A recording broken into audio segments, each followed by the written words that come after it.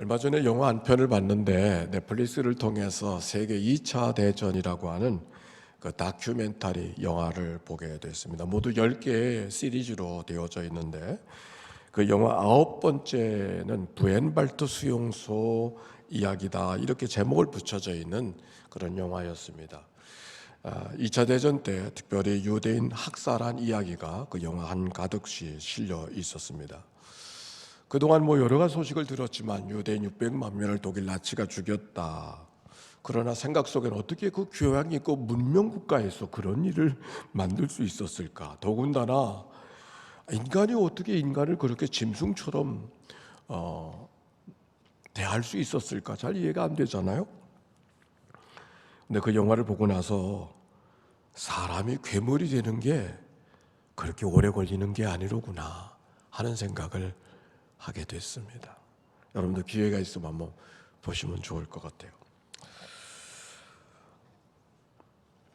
당시 독일은 제1차 세계대전의 패배로 굴욕적인 베르사유 조약으로 말미암아 심각한 경제의 난을 겪고 있었습니다. 그때 히틀러가 등장을 한 겁니다. 그리고 이 독일의 이 경제적인 어려움은 우리가 지난날 전쟁을 일으켰기 때문이라고 말하지 않고 저 유대인들이 경제적 이득을 독점하고 있기 때문에 우리가 그것만큼 피해를 받고 있는 것이라고 백성들을 선동하기 시작했습니다.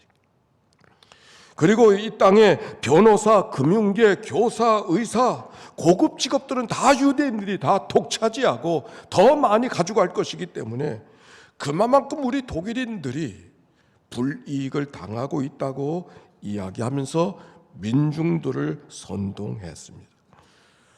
더욱이 러시아의 공산혁명, 막스, 레닌, 바로 저 유대인들을 통하여서 나타난 혁명이 바로 이 유럽 땅도 덮일 것이기 때문에 저 유럽 유대인들을 경계해야 된다고 하는 것으로 적극적 차별이 시작이 되었습니다. 유대인은 직장 구하기도 어렵고 자동차도 자전거도 라디오도 틀지 못하게 만들고 유대인이 경영하는 상점에 불매운동이 일어났습니다.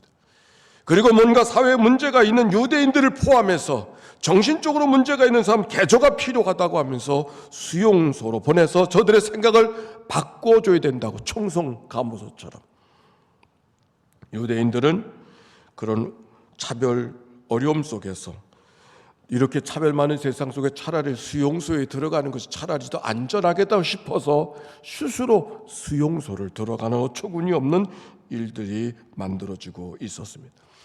그러다가 폴란드와 러시아의 전쟁이 일어나게 되는 순간 무차별적 핍박이 만들어지게 되는데, 그리고 그 전쟁의 문제는 저 전쟁의 책임은 저 유대인들 때문이라고 이야기하면서 전쟁에 죽어가는 전사자들만큼 유대인들을 죽여 대신 백성들의 위로를 해주는 일들로 바꿔지게 됐습니다.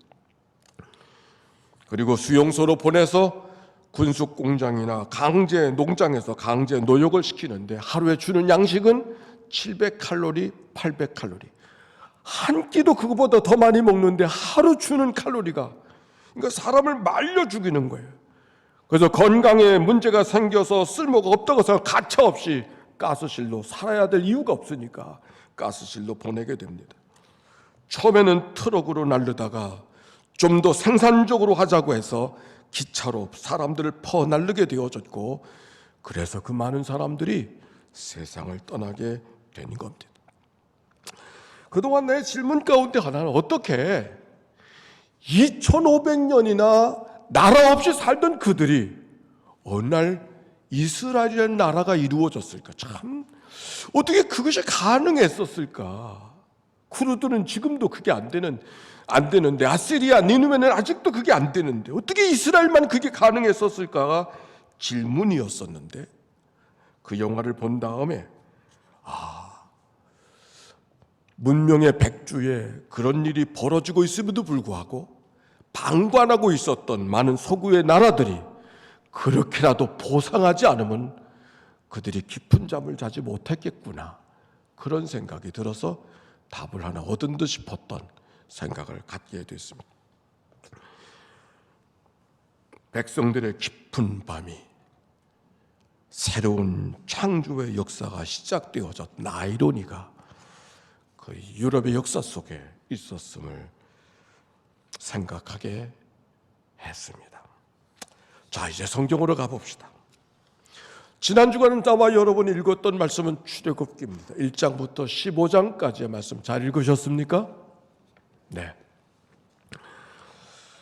여러분이 이 말씀을 읽고서 오늘 이 설교를 하는데 여러분 뭘 기대하고 계십니까? 같은 성경을 읽었어요, 우리가. 뭘 기대하고 계십니까?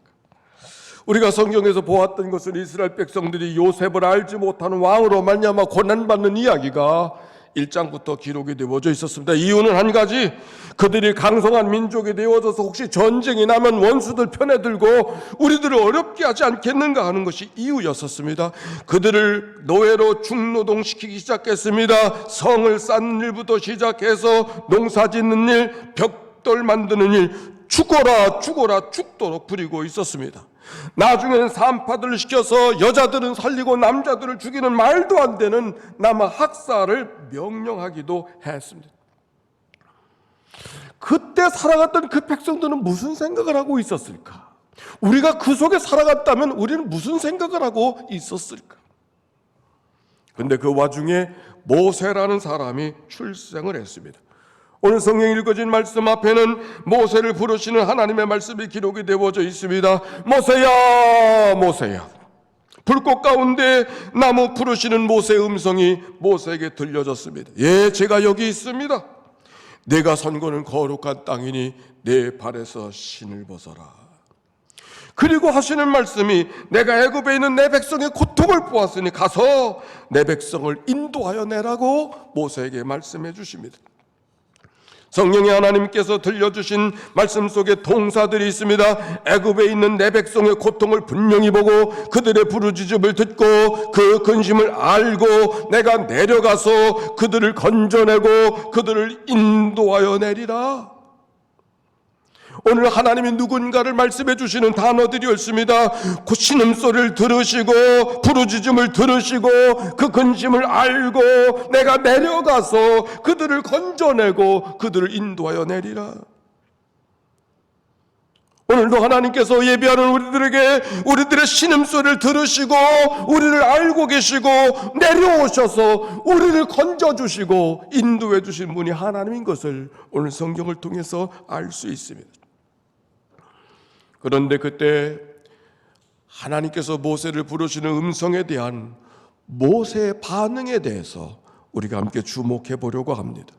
모세가 이렇게 반응했습니다. 11절의 말씀에 보니까 내가 누구이기에 바로에게 가며 이스라엘 자손을 애굽에서 인도하여 내리까.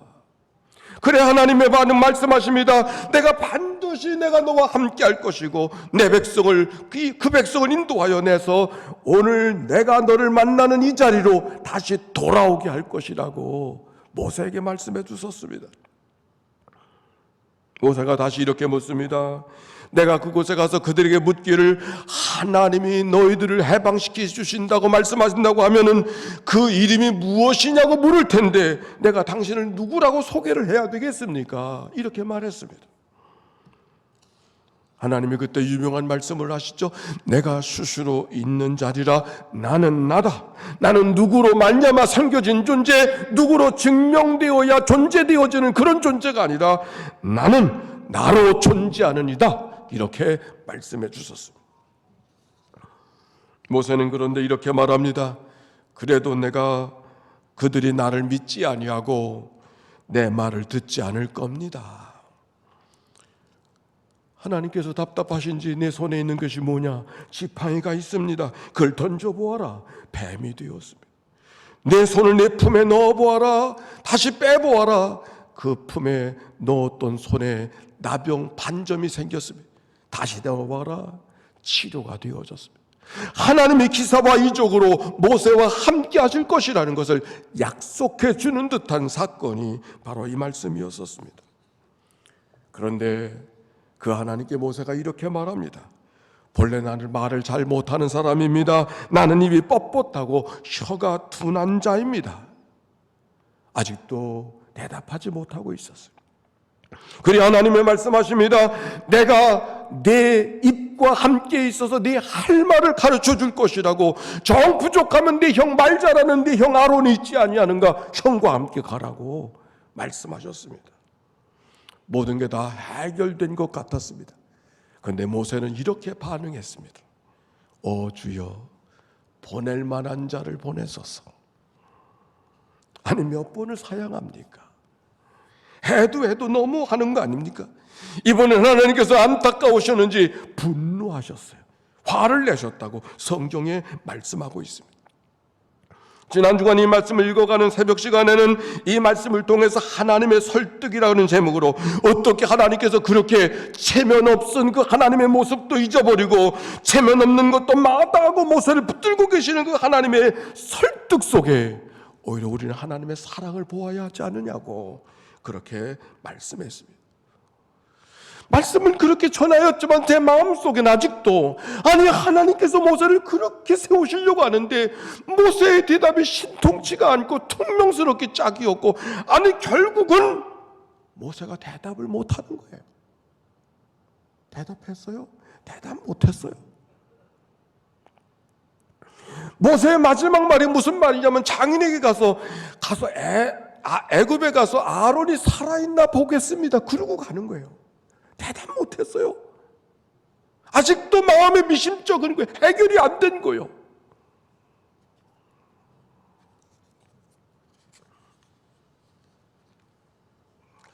질문이 두 가지가 생겼습니다. 어떻게 그런 사람이 백성의 지도자가 될 수 있을까? 첫 번째. 두 번째, 아니 세상에 사람이 모세밖에 없었을까? 왜 하나님이 그렇게 모세만 찾고 계시는가?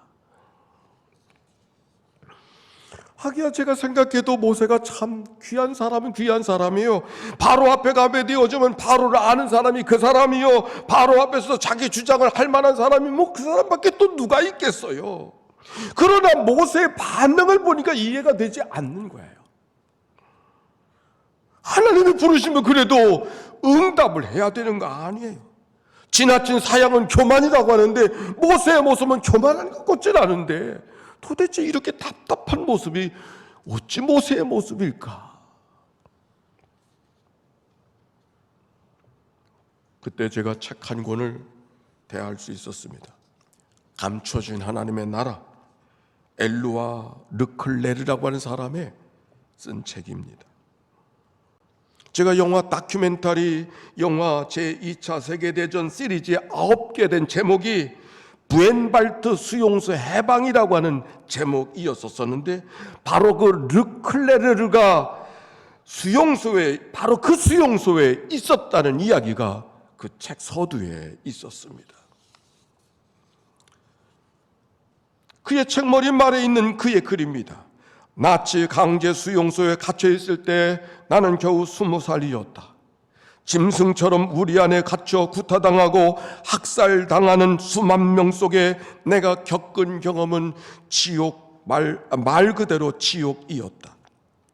인간의 온갖 잔악함은 물론 비참함, 버림받고 으깨어진 인간의 모습이 나를 덮었고 치르게 어둠이 엄습하여 나를 휘감고 있었다.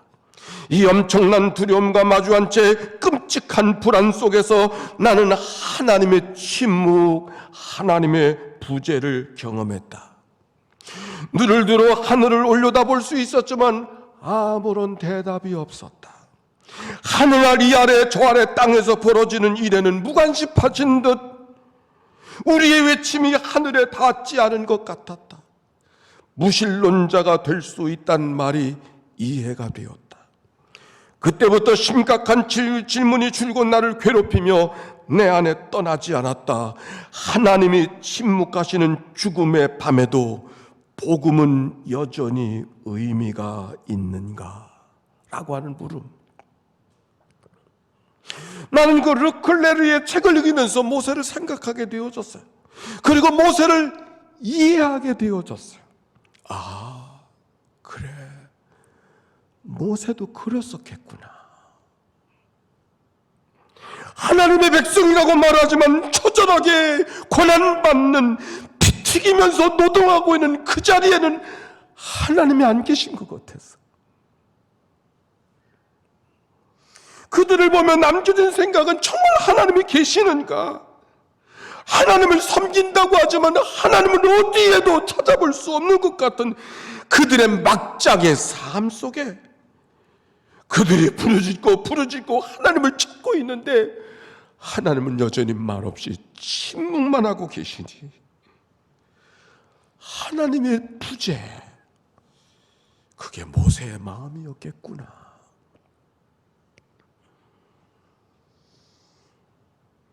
하여 도망간 미디안의 광야. 오죽하면 모세가 자기가 돌을 쳐서 애굽인을 죽이려고 했었을까? 결국 그 사건으로 그는 미디안으로 피신할 수밖에 없었습니다. 그 미디안의 광야, 그 자리였기 때문에 그가 하나님을 보다 더 잘 섬기고 하나님을 잘 예배하는 자리가 되었을까? 성경은 그렇다는 말이 없습니다. 오히려 하나님으로부터 멀어진 자리, 오히려 하나님으로부터 등 돌린 자리, 애써 하나님을 외면한 자리가 오히려 그 자리가 되지 않았었을까? 그러던 어느 날 꺼지지 않는 불타는 떨기나무와 함께 불꽃나무 속에 하나님이 모세를 부르시는 거예요. 모세야! 이게 무슨 소리인가? 모세야! 마치 숨어있는 아담을 하나님이 불러내시는 것처럼 하나님으로부터 멀리 있다고 생각하고 하나님을 애써 외면하고 있다고 생각하는 그 자리에 거기까지 하나님이 찾아오셔서 모세에 말씀하시는 거예요. 그리고 내 백성 고생하고 있으니 가서 내 백성을 구원하라고. 출애굽기 3장 9절 이하에 보니까 이제 가라 이스라엘 자손의 부르짖음이 내게 달하고 애굽 사람이 그들을 괴롭히는 학대도 내가 보았으니 이제 그래서 내가 너를 바로에게 보내고 너에게 내 백성 이스라엘 자손을 애굽에서 인도하여 내게 하리라고 말씀해 주신 이 말씀. 그런데 이게 뭔 말인가? 말씀이 말씀대로 들려주기보다 아니 갑자기 등장하셔서 내게 백성들을 구원하라. 모세가 어떻게 대답을 하겠어요? 대답 못하는 게 오히려 당연하지. 가서 내 백성을 구원하라는 하나님의 말씀이 믿음이 갑니까? 도우실 거면 벌써 도우셨어야지. 이제 오셔서 그동안 얼마나 많은 눈물을 흘렸는데, 그동안 얼마나 많은 피를 흘렸는데, 그동안 얼마나 많은 생명들이 죽었는데 이제 오셔서 제대로 응답하지 못하는 모세가 오히려 당연해 보였어.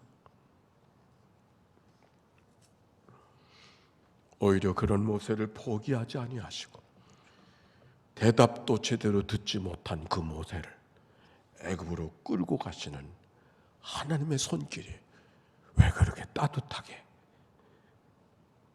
여겨지는지 우리는 이미 알고 있습니다.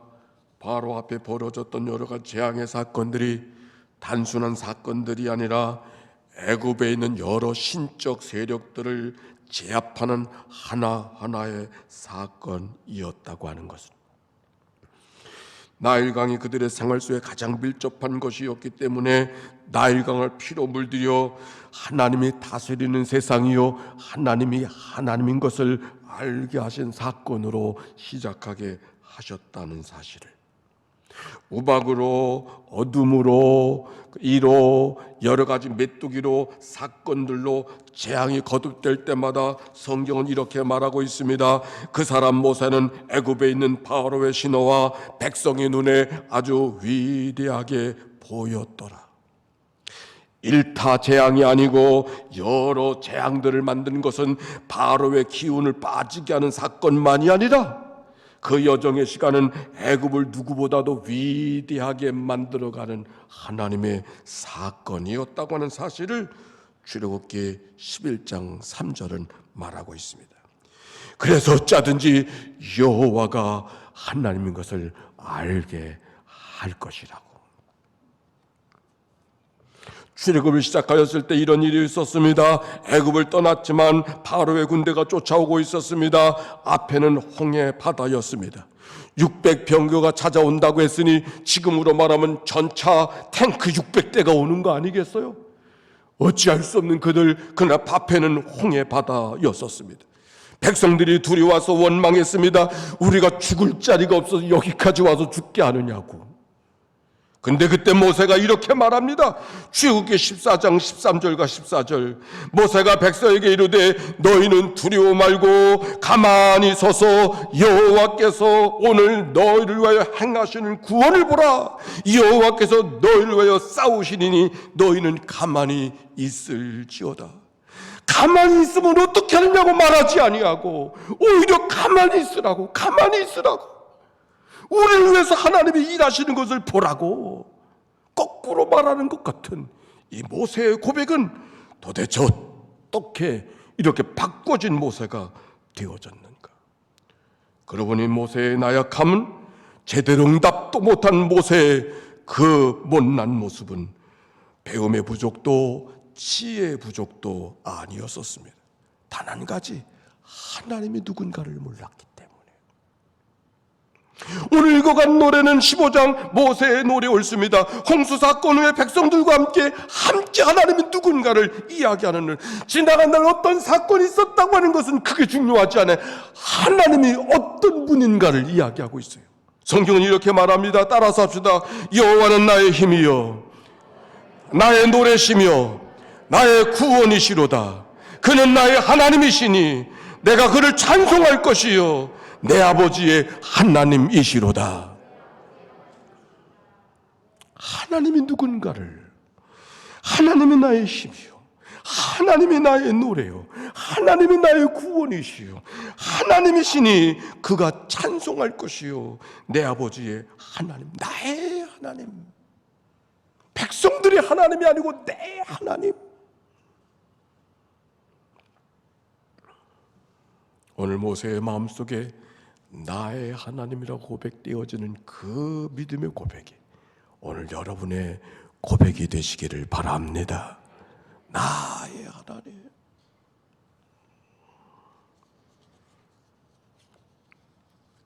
다시 르클레르의 글을 이어갑니다.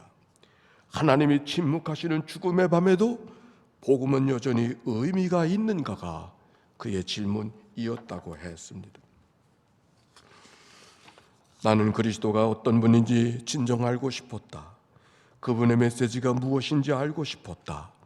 그런데 복음서들을 다시 읽으면서 난 이 세상에, 이 땅에 내려오셔서 아버지의 사랑을 알리고자 했던 분도 버림받음과 하나님의 부재라는 가장 고통스러운 경험을 했다는 사실을 알고 매우 놀라게 되었다. 사명을 완수하시기까지 예수님도 그런 고통을 받으셨다.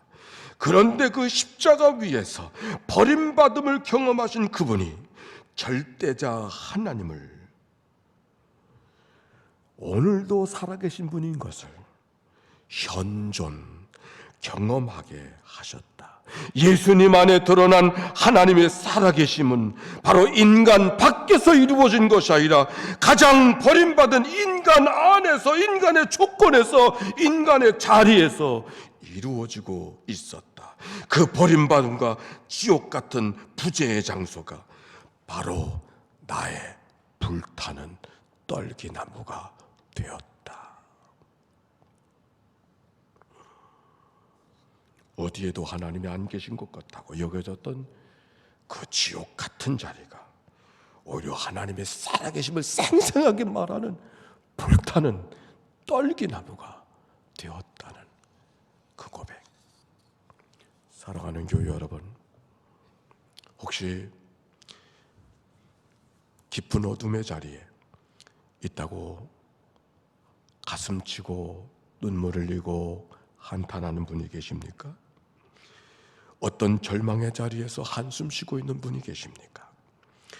하나님 밖에는 의지할 것이 없는 광야 그 자리, 바로 그 자리가 하나님이 내게 불타는 떨기나무를 준비하고 나를 부르시는 하나님이 아니신가요? 요사이 우리는 성경 통독성회를 진행하고 있습니다. 정말 하나님의 은혜입니다. 온 교회가 낭독의 영성으로, 필사의 영성으로 동반하고 있는 것이 얼마나 다행한 일인지. 지난 주간 미국에 있는 한 20개 교회들에게 TBC 성경 공부, 이 은준관 박사님이 시작한 이 공부를 저보고 소개하라고 하는 이야기를 제게 은사니까 선생님이 말씀하셔서, 그래서 거절 못하고 그렇게 하겠습니다. 그래서 그들에게 이야기하게 됐습니다. 질문은 무엇을 어떻게 가리키느냐고 하는 건 다 목사니까 가리킬 것도 없고, 다만 어떻게 교회가 같이, 온 교회 같이 그 일을 할 수, 어떻게 동기부여를 했느냐고 하는 것이 그들의 질문이었었습니다. 그들의 질문이 무엇인 줄 알았던 저는 이걸 어떻게 설명해야 될까? 그래서 이렇게 말했습니다. 성경 통독성에 그거는 하나님의 은혜입니다. 사실 우리는 다, 미국도 그렇지만 한국도 코로나로 절망하고 있었습니다. 코로나가 언제 끝나나 그랬더니 제가 은퇴한 다음에 끝나더라고요. 저는 절망했습니다. 뭔가 열심히 남은 시간을 합쳐서 하나님 앞에 충성하려고 하는데 코로나가 은퇴 전에 끝나지 않는다고 하니까 난 너무 절망해서, 그럼 내가 여기 있어야 될 이유도 없지 않습니까? 그러던 날 하나님께서 내게 말씀을 주셨다고요. 성경 보고 기도하고 하나님께 반응하는, 성경 보고 기도하고 찬송하고, 성경 보고 기도하고 감사하는, 성경 보고 기도하는 교회, 이건 아무리 지나쳐도 지나치지 않는, 아무리 강조해도 지나치지 않은, 아니 아무것도 할 수 없는 바로 그 시간이기 때문에 해야만 하는 것, 성경 보고 기도하는 교회. 그래서 시작하게 되었습니다. 그렇게 말했습니다.